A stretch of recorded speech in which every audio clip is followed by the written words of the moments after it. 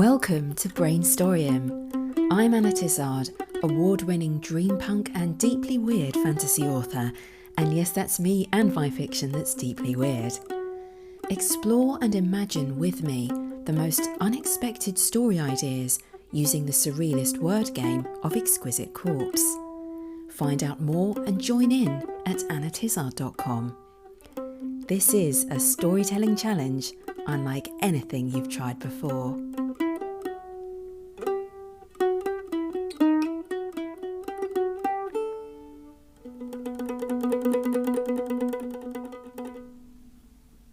Hello, imaginative people. I'm Anna Tizard.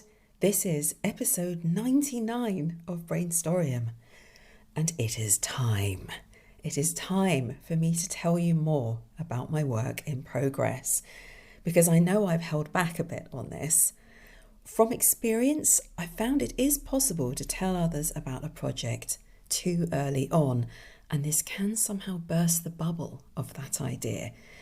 It's nothing to do with the person listening, it's no one's fault, it's just sometimes it can be too soon.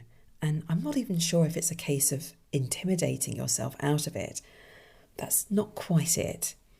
But ideas are delicate things in their early stages, and a novel has a much longer early stage than, say, a short story, which you might complete in 20 minutes or even less.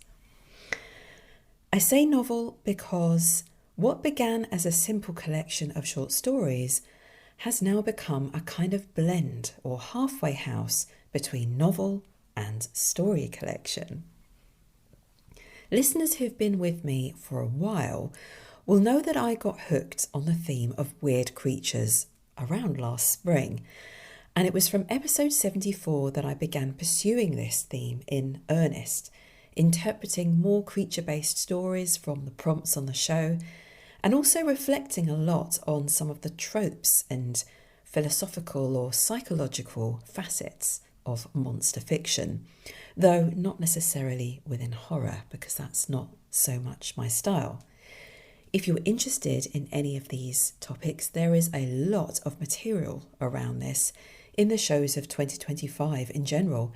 In fact, my show entitled On Writing Short Stories for the Zeitgeist, Monsters Emerge, as episode 75, was my most popular episode of the year, maybe because of its topical nature. Anyway, in autumn, as you may know, I went to World Fantasy Con, hosted by the British Fantasy Society, and I met an editor who then gave me a bit of feedback on a flash fiction story I'd originally drafted for episode 87, called A Storm Brews, or it's since become that, since had that title. It's about an old lady who owns a tea shop, who blends teas that invoke emotions magically. The feedback I got was very broad. One, that she would like to spend more time in this weird and slightly creepy tea shop, and two, that she wasn't sure whether the tea seller was good or evil. And I thought to myself, well, I'm not sure either, and that's sort of why I liked writing her, and maybe why the old lady had so much to say. She's also a shapeshifter. That is the lady in the story, not the editor. She's a monster, though you don't realise that straight away in the story. It kind of emerges. As a result of the editor's feedback, I found myself exploring this weird character a bit more, and then the idea struck. What if my tea seller is in fact a storyteller who tells the stories in my collection, Weird Creatures? She's a weird creature herself. And so the idea blossomed quite quickly, because this came to me in mid-November last year. But aside from having new material to explore in the interjections between these stories that she tells, this meant I had to reassess my selection of the stories that I originally wanted to include, because if she's to be the one telling those stories, she must have her own specific and personal reasons for doing so. If she's to have her own overarching story as well, that pulls all the tales together somehow, these must fit into that bigger arc. She must use the stories to try and get her own way. So I had a lot to think about and to develop based on what Eswilda wants and why. Broadly speaking, I worked out that she is making a case for the preservation or at least tolerance of monsters and trying to prove a point about that. But she will get into arguments with other characters on this very point, and the cracks will start to show. Then you realise she's actually desperately trying to gather an audience that will help her find something vital to redeem herself. And at this stage, I daren't say more than that. Some stories that were originally for the collection have had to be dropped. Others rewritten or adapted with this new protagonist's goal and story arc in mind. But I'm very excited about it. These are actually the reasons why I'm excited about it. There's something about this that really appeals to me, of drawing all the stories together. It's very satisfying. If you'd like to hear and see me reading out A Storm Brews in its current form before it gets adapted, there is, of course, the recent British Fantasy Society event, which I talked about in the last show, where I read this out and I also answered some Q&A afterwards. As mentioned, the entire one-day event, because it was like a conference with all sorts of panel talks and other interviews included, is available to purchase for a measly £2.50 on the BFS website. But, as promised, they also very kindly gave me a cut of just my part, about 20 minutes or so, which I'm free to share. In the end, I put it up on YouTube because that was just easiest. The link is in today's show notes, or you can just go to the YouTube channel for Brainstorium and you'll find the video there. It's the only actual video. The rest of the content is just this show in audio, available on YouTube for those who just prefer to listen on that platform.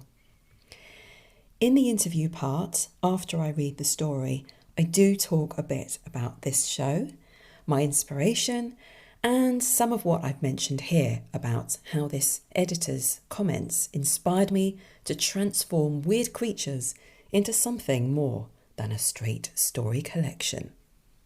It just goes to show you never really know where your imagination might take you, and feedback from the right sources can be truly transformative. And I mean transformative. This book would not be what it is going to be without that bit of feedback.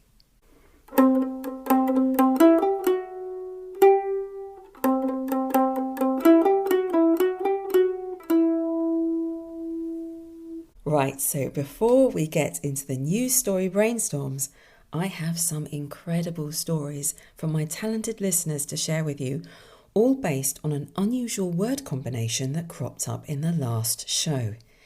The expansive lantern.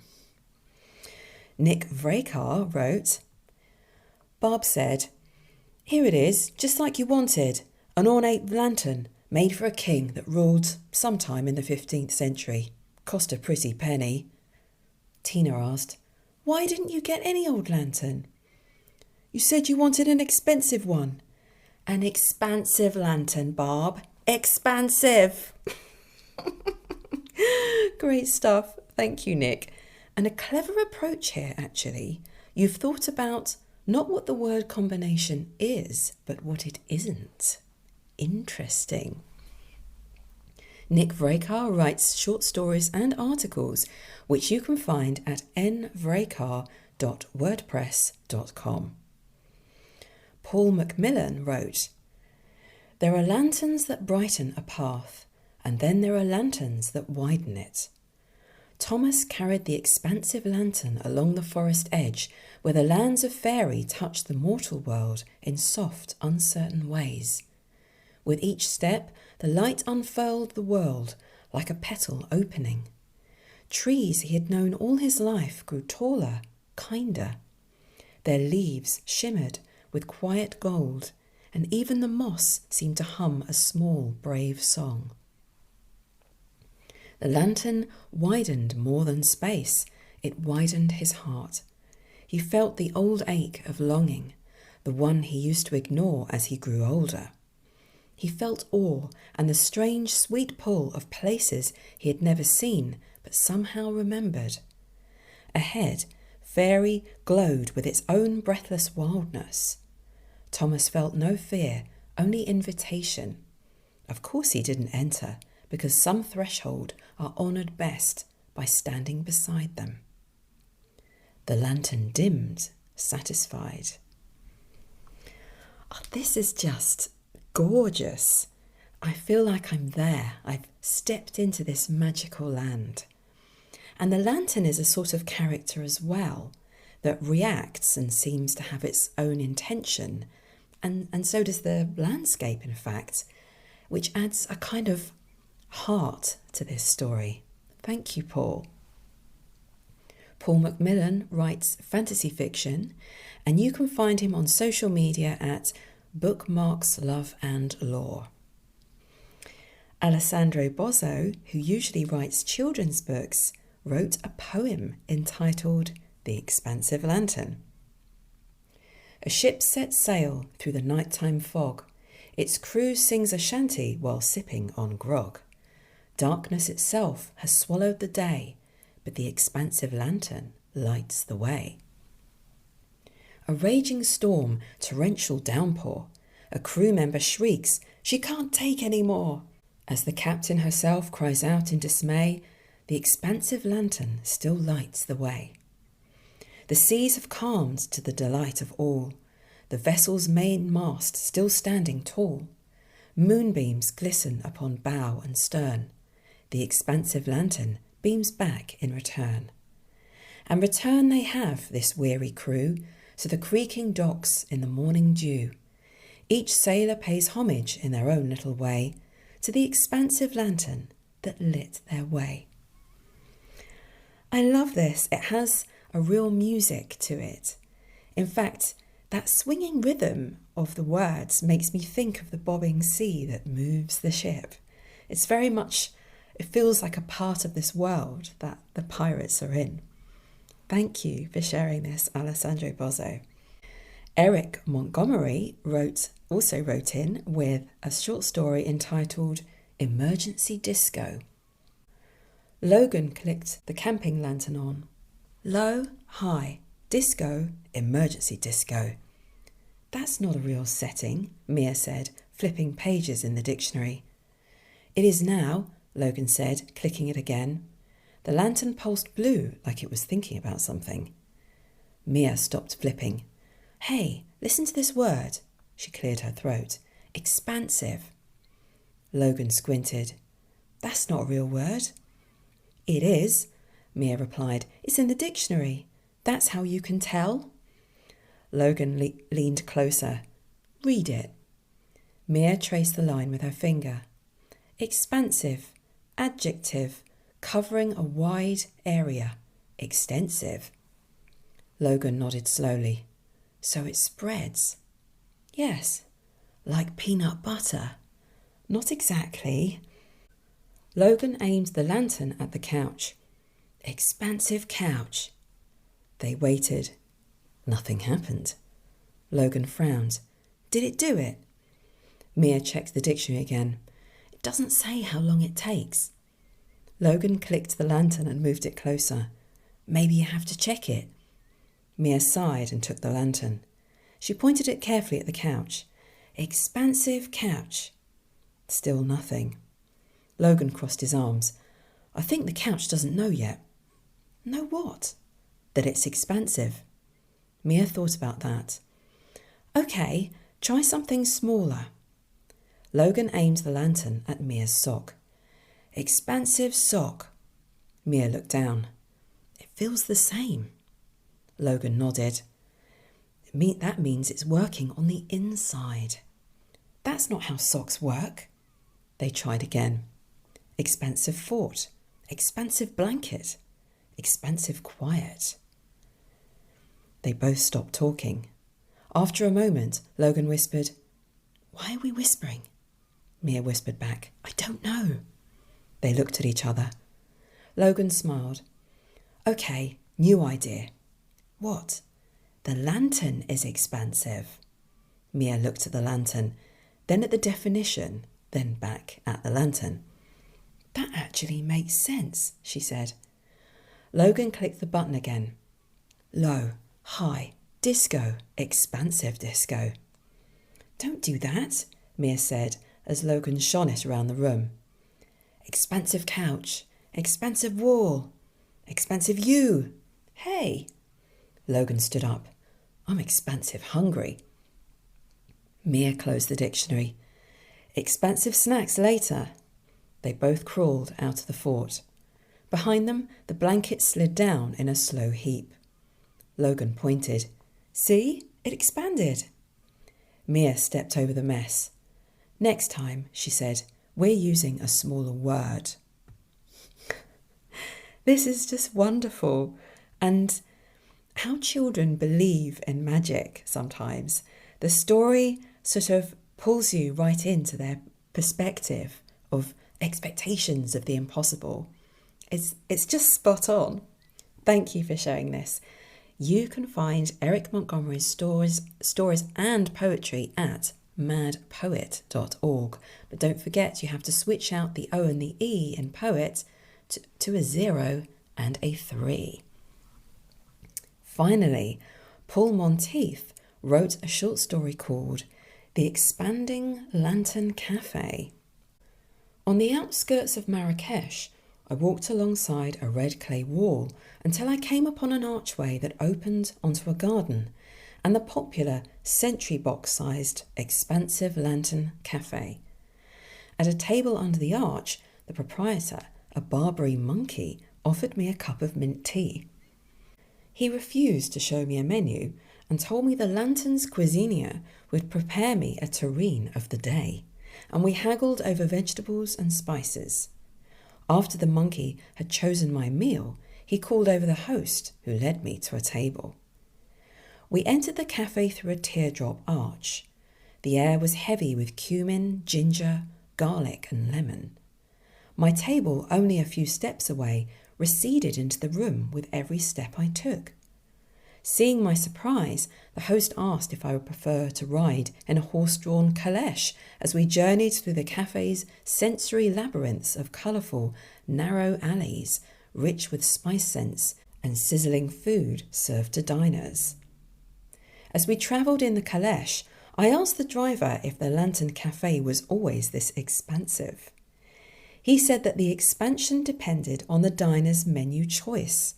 I had ordered the chef's special, which required the cafe walls to move outward to accommodate the unique ingredient.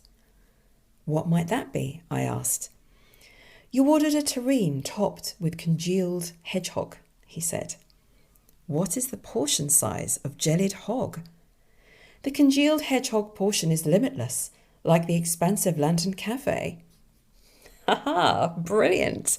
What you've done is throw in another of the weird word combinations that came up in the same show, in a different Exquisite Corpse, the congealed hedgehog, which is, of course, a delicacy. Well, it is now. This is so clever. I love this space-expanding cafe.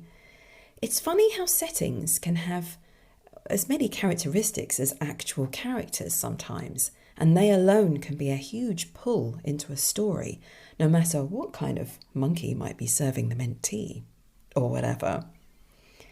Thank you for this incredibly inventive story. You can find Paul Monteith on Blue Sky as Quantum Fairy.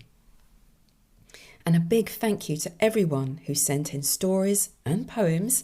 These are just amazing and an absolute joy to read. Other listeners, do look up these authors if you enjoy their stories. There's always so much more to discover from indie writers. What you've heard today just scratches the surface. Okay, it is time to cast the nets of our imaginations into the infinite, expansive ocean of what is, what could be, and what will surely never be. Pens poised, let us reach into the socks of destiny. That's right. Exquisite Corpse works by mixing different words and phrases from various players into a single sentence that goes describing word noun, action, describing word noun. So, let us see what comes from the describing word sock. This is from Alessandro Bozzo, bountiful. Okay, so something or someone in abundance somehow. Our first noun, whoops, some of them are trying to leap out of the socks. They're rather fat, actually. We've had lots of words come in lately, which is excellent. This is from Sean, also known as Blue Wizard Facts. Garden gnome. Oh, a bountiful garden gnome. Just wondering what a garden gnome would be bountiful in. Okay, so our action is from Mariah. Required. Is it me, or is it weird that someone or something that's bountiful requires something? Isn't that the point, that they've got everything they need? Let's see, our next describing word is from me. And I do not remember putting anything into the socks lately. Long clawed. Right. Next one, final word for this very bizarre exquisite corpse is also from Alessandro Bozzo. Banshee. Oh, a long-clawed banshee. That is creepy. Okay, so altogether we have the bountiful garden gnome required the long-clawed banshee. For what? To kill someone? I'm thinking about this because banshee screams are meant to portend somebody's death. So if you live in fairyland, or if you have mythological creatures on your speed dial, could you dial one up to arrange a murder? But why? I think the answer has to be in this character of the bountiful garden gnome. He's rich. Maybe he has more than one fishing rod. But no, it has to be deeper and darker than that. Gnomes look innocent enough, but there's a secret war going on in suburbia when the lights go off and even the muggers have gone home. I've heard that somewhere around 4 a.m, but don't quote me on that. Plots are going on. Gangster garden gnomes are lurking in the bushes, taking to the streets, challenging each other to fights, and warring over territories. And, of course, it seems obvious now that the most bountiful gnome, the one who is the most powerful, the one who commands the most territory, is the one who's greedy for more. Because isn't that how life works? People get hooked on power and wealth, and they always want more. And garden gnomes are no different, apparently. And there's a garden he wants. It's smaller than most of his others, but it's neatly kept and beautiful. And for that, he will ensure that it becomes his. He will call upon the services of a certain long-clawed banshee. Ooh. Okay, moving on to the next exquisite corpse. Our new describing word is from Paul Monteith, also known as Quantum Fairy on Blue Sky. Jimmy legs, or Jimmy legged. So this is restless legs syndrome. I had to look that up. So someone who suffers from that. Next word is from, if I can unwrap it from my finger, Alessandro Bozzo, artist. So perhaps a nervous artist or just an artist who suffers from restless leg syndrome. Now, I wonder what the significance might be for that in a story. Our action is from Bargy. Joined the table and looked for, but could not find. Now that is a specific action. Okay, I'm just going to keep going. What's the next describing word? This is from Paul Thomas. Drunken. Now that can work with, because I'm picturing a restaurant, so that could work in a restaurant setting. Final word is from Paul Thomas again. Flower bed. Okay, so before I read out the entire thing, I think I need some green tea before I face this one.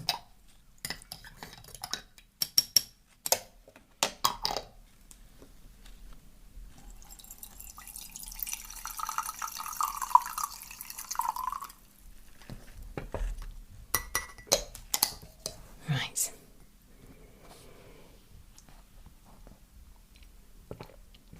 The entire Exquisite Corpse is: the jimmy-legged artist joined the table and looked for but could not find the drunken flower bed.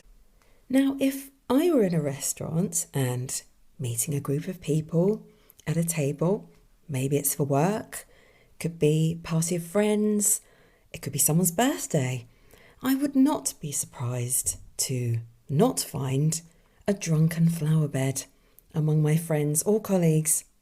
So why did this artist look for a drunken flower bed? And, well, it's kind of implied that he's surprised not to find this flower bed at the table. This makes no sense, especially as I can't think of how a person might end up with a nickname of flower bed. It's never going to happen. But what if the artist has some kind of neurological disorder that causes him to see objects sometimes that aren't there, or see an object instead of a person? Wasn't there a book, I seem to remember from my old psychology days, there was a book called The Man Who Mistook His Wife for a Hat. I cannot remember who it was by. About, I think it might have been various different anecdotes about, or case studies of various psychological issues and disorders, and this was an example that they used that inspired the title. So forget the Jimmy legs. This is a far more problematic disorder to be handling, and a more mysterious one too, potentially. As a fantasy writer, I want to find a magical explanation, something that hints at a mystery to be unravelled, not something based in science or psychology. Is this connected in some way with the artist's love of still life painting? So they've become more and more involved in seeing objects, have spent too much time on their own, and so even people seem to be curious objects that he would quite like to paint.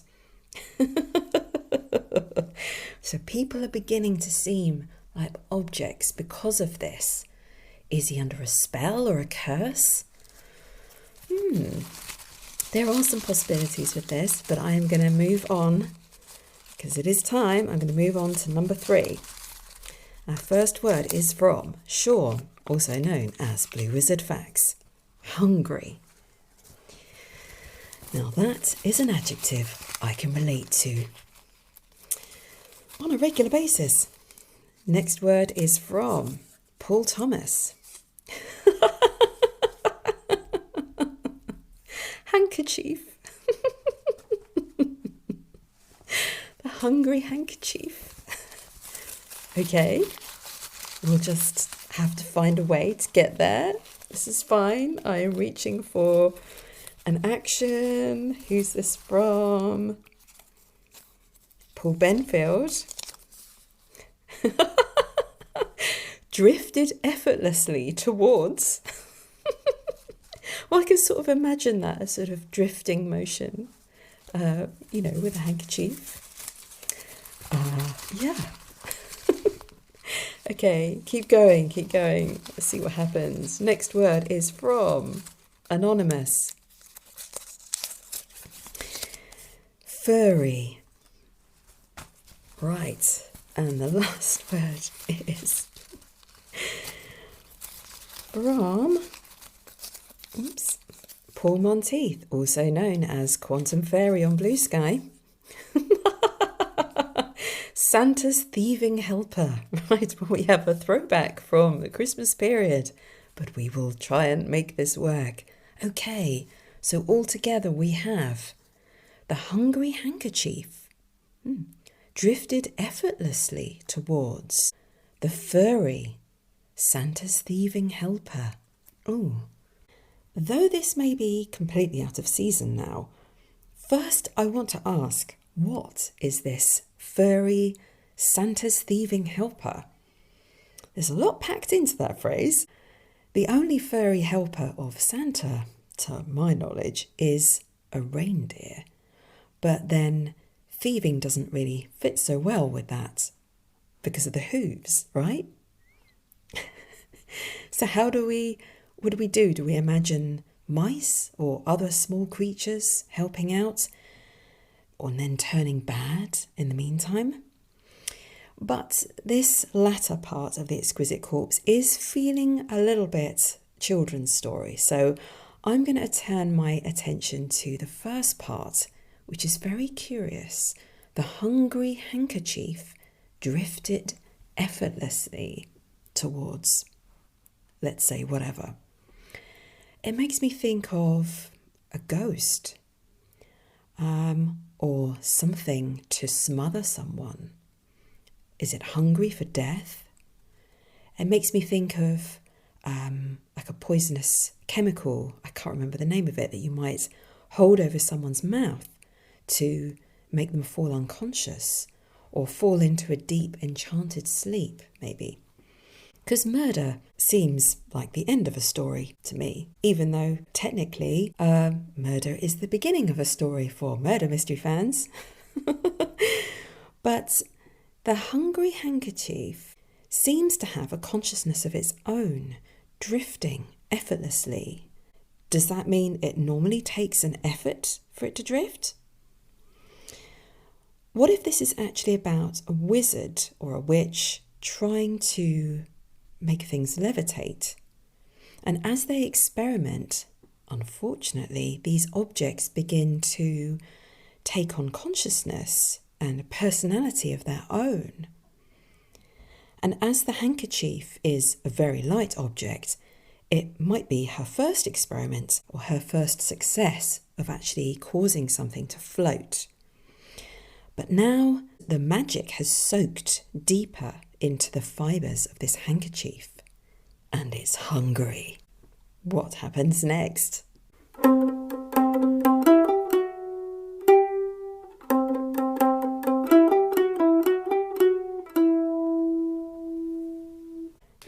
So as we move on to the second set of story brainstorms, based on a list of 8 categories, which I'll pick out using my 8-sided dice, I have to say, I'm not sure which word combination I should go with. I think I might be most intrigued by the hungry handkerchief, but that's not to say I'm ready to let go of the drunken flower bed. And there are still possibilities to explore with the bountiful garden gnome and the long-clawed banshee, though not necessarily in the same story. I wonder, Should I use a dice to decide? Because I have just ordered a pack of multi-sided dice. So I have more than just my 8-sided one now. I have a 4-sided, which I could use here, a 9-sided, which kind of hurts my brain to think about. I mean, how did they do that? A 12-sided and a 20-sided. I figured that this category brainstorming section has the potential to develop in ways I can't yet predict. I'm not sure I want to predict. I want to be surprised. So I thought, just buy the whole lot. Let's keep our options open for future. And now I have these lovely marble effect. They're sort of blue and red with swirly patterns with gold painted numbers as well. So let's do this. Using the magic of the pause button, I have now numbered in my notepad the 4 word combinations I like best in order of appearance on the show. So let's give this a go and let the 4-sided die decide. 3. So that's the drunken flower bed. I knew things weren't over with this one.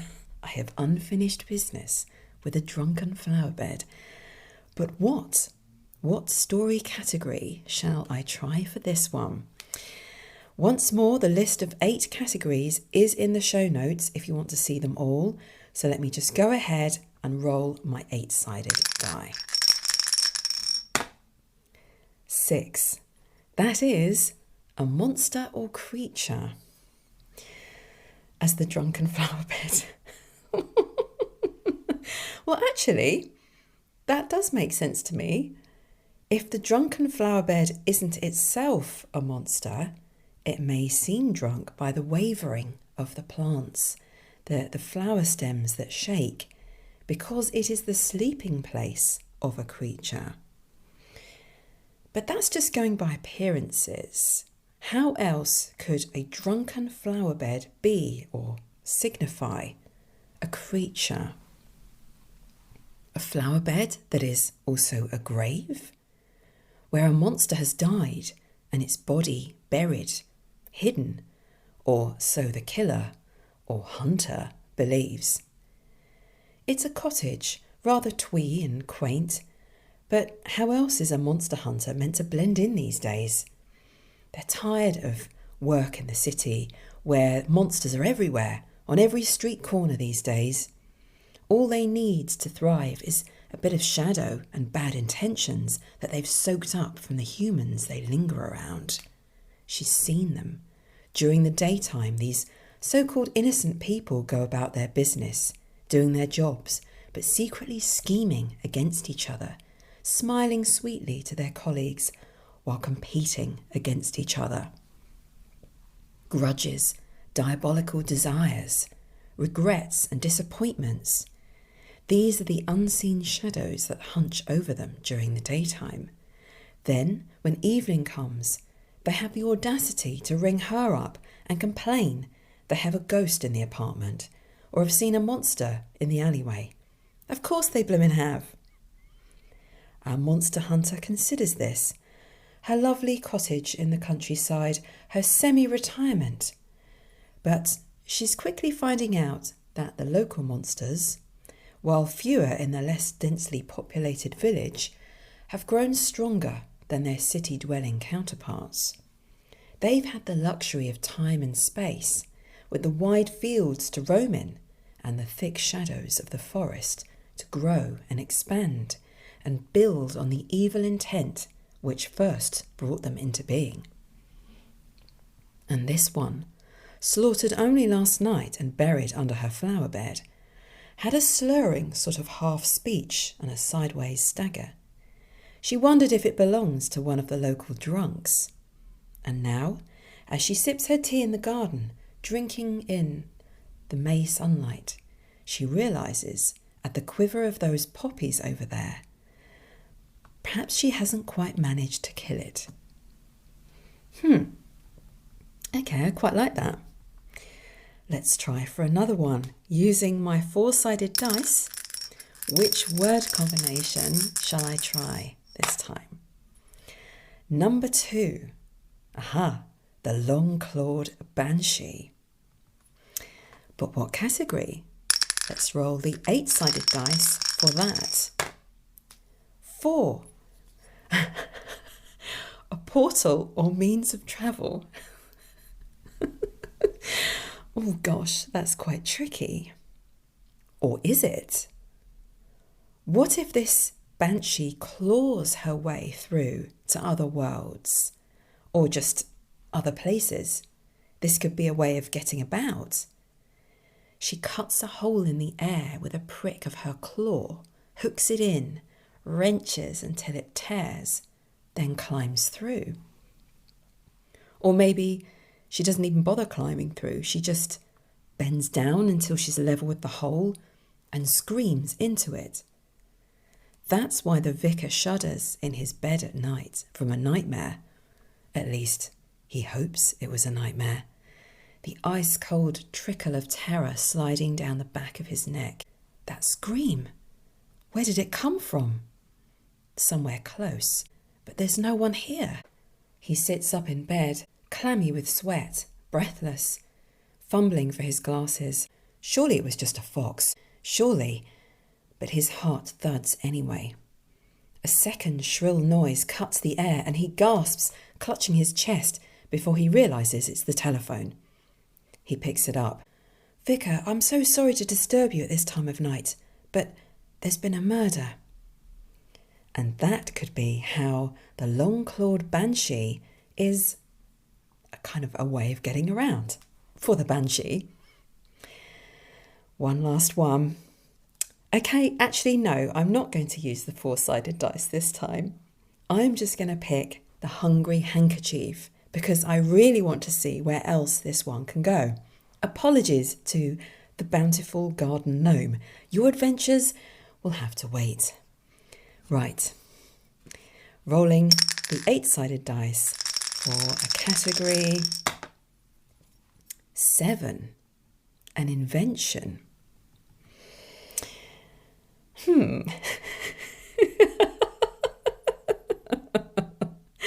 Okay, this is a tough one.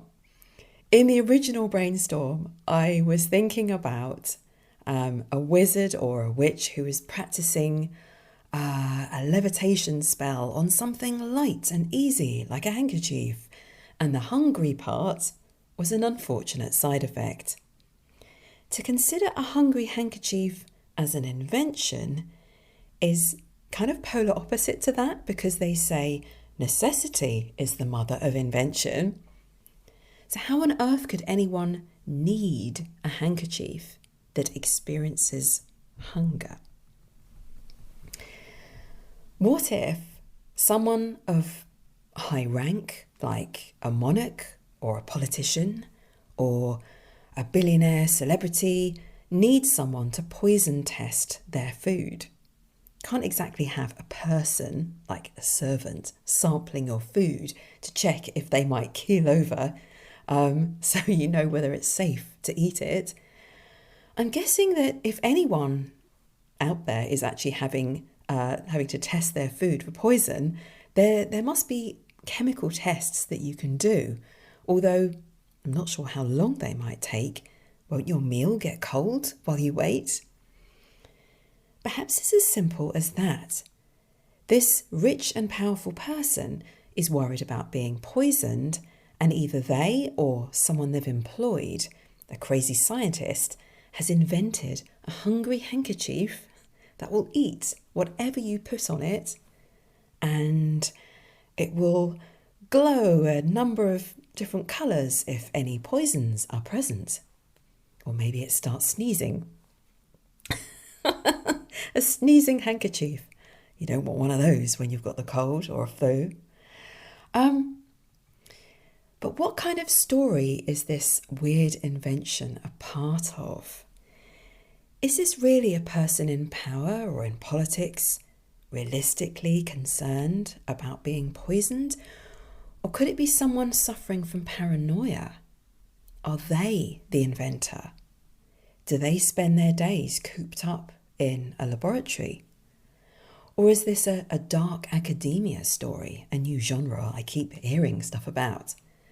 Dark magic, secret knowledge, a big library and an academic institution. Academics in competition with each other, plotting against each other. Maybe there's an actual competition happening and they each have to try and invent something that will improve security for the dean of the dark arts. A hungry handkerchief now sounds faintly ridiculous in this context, but maybe that could work if your protagonist is a hapless, blustering academic who always seems to be stuck at the bottom. This competition might be his one chance to make a name for himself and get a promotion. And while it might seem ridiculous, maybe this odd invention could be an unexpected success after all.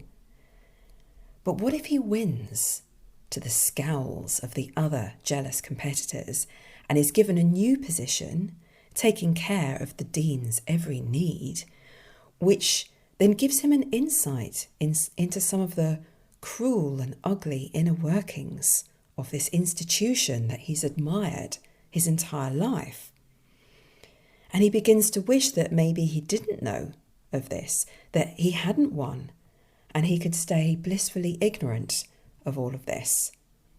But then things start to go wrong with his invention, which has behaved so well up until now. The hungry handkerchief is not quite the great poison detector he designed it to be. Or there are unfortunate side effects. And our inventor may begin unintentionally to slowly dismantle the institution he's always been so in awe of from the inside out. Yikes, a lot of tension potential there, and someone you can really root for as a character. Well, what shall I invite you to write about this time? So many choices. Maybe you should use a dice. I think I like the hungry handkerchief best, probably because it feels the most elusive. So it might have the potential to sort of turn into the most different ideas. But equally, if you happen to find yourself in an imaginary conversation with a bountiful garden gnome, or are haunted by the long-clawed banshee, you know what to do. Go to anatizard.com/submit, or on the website, just click the Submit tab on the navigation bar, which comes under the Brainstorium tab. But this is not the only reason to get in touch with me in the next week. The next show is going to be the 100th episode of Brainstorium. I cannot quite believe it. I feel like I need to cast back and see just how many Exquisite Corpses there have been. It must be hundreds. I'm just not sure how many. But the most important thing is, what's been your experience?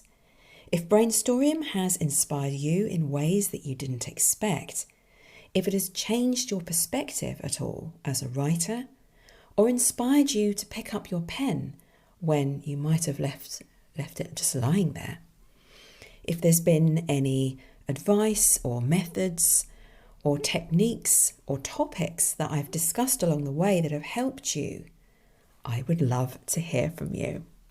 Please get in touch by the Friday after the release of this show to ensure I have enough time to include your thoughts on the 100th show. Until next time, go forth and be inspired. I hope you enjoyed today's Brainstorium. You can find out more about Exquisite Corpse and my series, The Book of Exquisite Corpse, at anatizard.com. Subscribe to my e-newsletter and you'll get Volume 1 for free. And while you're there, why not submit a few words to the Socks of Destiny on my play page? You may inspire me or inspire yourself to write a unique new story. See you next time.